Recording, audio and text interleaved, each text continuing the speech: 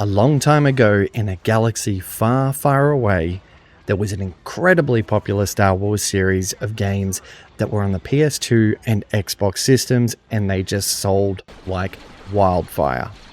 Recent iterations of the series were good, but they failed to capture that magic that enamored both Imperials and Rebels alike. Aspyr, the devs behind bringing us the majority of Star Wars games on the Switch, have always seemingly handled these titles with care, and they've been tasked with bringing the Battlefront Collection to our current platforms.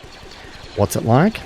Get your power converters from Toshley Station, bullseye some Womp Rats in your T-15, and never tell me the odds, kid, as we review the Star Wars Battlefront Collection on Nintendo Switch. Hello there! Before we hit hyperdrive, would you mind liking and subscribing? It really helps me get found on YouTube, and I can't thank you enough for doing so. The Star Wars Battlefront Classic Collection consists of both Battlefront 1 and Battlefront 2, all in one neat home screen icon. When you load in, you can select which one you want to play. Both titles feature online, offline, and split-screen play.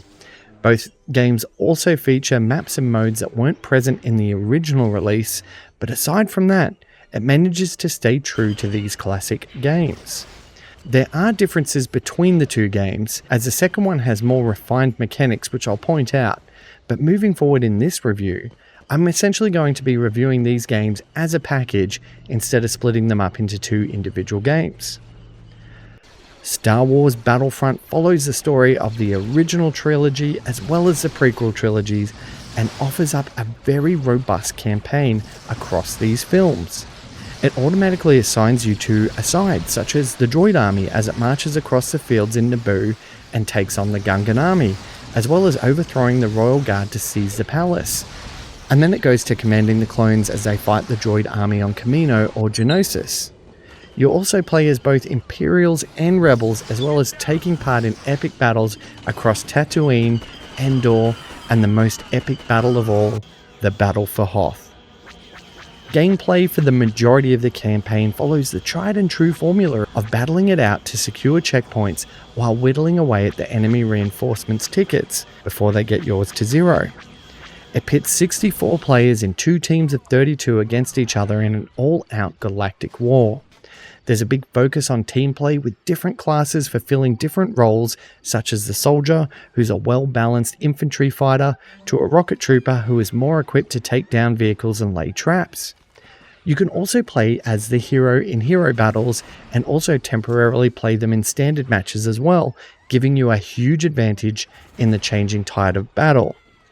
There's vehicular combat with AT-ATs, chicken walkers, speeders, and iconic spacecraft, and for the most part, they all control about as well as you would expect, with the AT-ATs lumbering menacingly towards their target, while nimble snow speeders do their best to trip them up. You can choose to battle it out above these planets as well, with exciting space battles that pit you against star destroyers, and you have to fight off the enemy while attacking their capital ships. Should you not wish to be a pilot, you can man your capital ship defense systems and have a more grounded experience.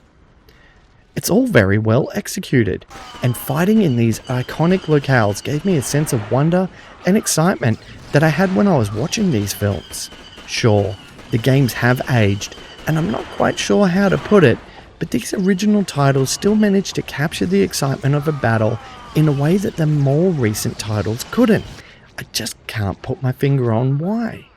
I was genuinely excited to pilot a TIE fighter and harass enemy troops on Tatooine, just as much so as I was to scurry to an objective while an AT-TE slowly stomped towards reinforcing a checkpoint that was falling. There were times when I was outnumbered by battle droids and I hid behind cover while picking off what I could to help my teammates, before seeing the dreaded droid Dakar roll in front of me, signaling my doom.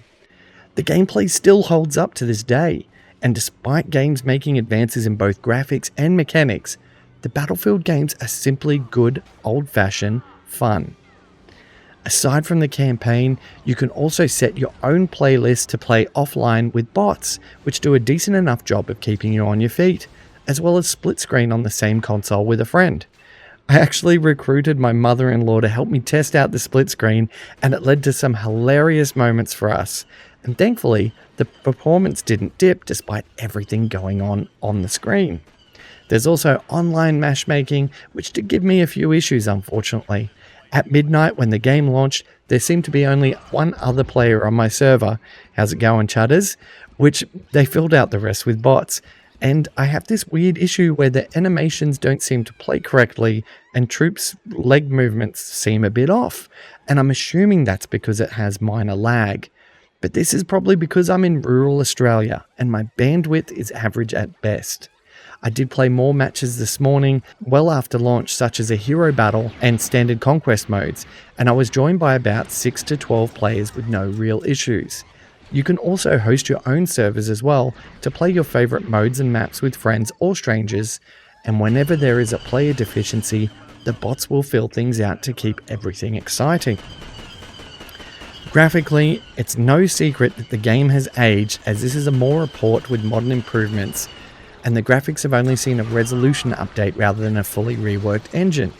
But in saying that, I had no problem being drawn into the universe of these classic games.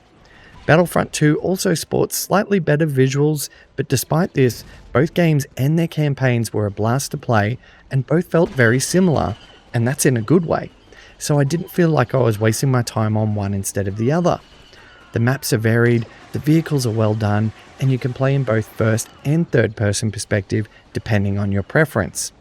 All of this runs at a silky smooth frame rate that I'm pretty sure is about 60 frames a second, and it doesn't dip. And it's abundantly clear that Aspyr has once again mastered the force in preserving these games as they transition them across to the Nintendo Switch.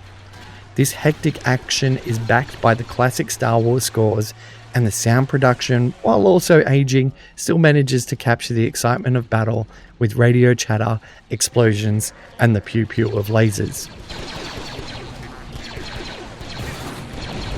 For my vision-impaired Imperials and Rebels, the game offers several colorblind modes as accessibility options, which I thought was a great touch. There's no contrast options, however, but the UI isn't very text-heavy, so I don't think there's going to be any issues that would arise there. All of this comes in a well-priced package, weighing in at just over $50 Australian, providing a lot of varied game modes and replayability. There's no playable demo to test out, but in the wise words of Yoda, buy or don't buy, there is no try. All in all, the Star Wars Battlefront Classic Collection is a great package for gamers looking to have some large-scale warfare in the palm of their hands. There's no denying its age since its original release 20 years ago, but the fact that it still provides that heart-pounding action and just genuinely exciting moments shows how far ahead of its time it was, and cements the fact that it most definitely earned its reputation as one of the best games of that console generation. Its gameplay will provide countless hours of Star Wars fun, as well as a robust campaigns for a more structured playthrough. Star Wars Battlefront Classic Collection is a worthy addition to your library, and an essential purchase if you're a fan of Star Wars. So, what's it like? Star Wars Battlefront is like Battlefield, crossed with Star Wars.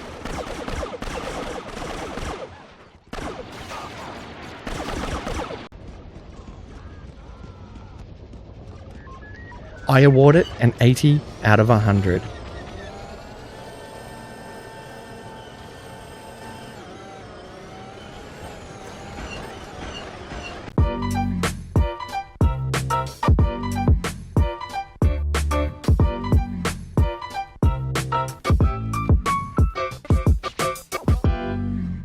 Thanks so much for watching my video. I hope you enjoyed it. The best way you can support me is to like and subscribe and continue watching my content if you enjoy it. But if you do want to go that bit extra, you can buy me a coffee or join our Patreon, which shows you behind the scenes of this channel.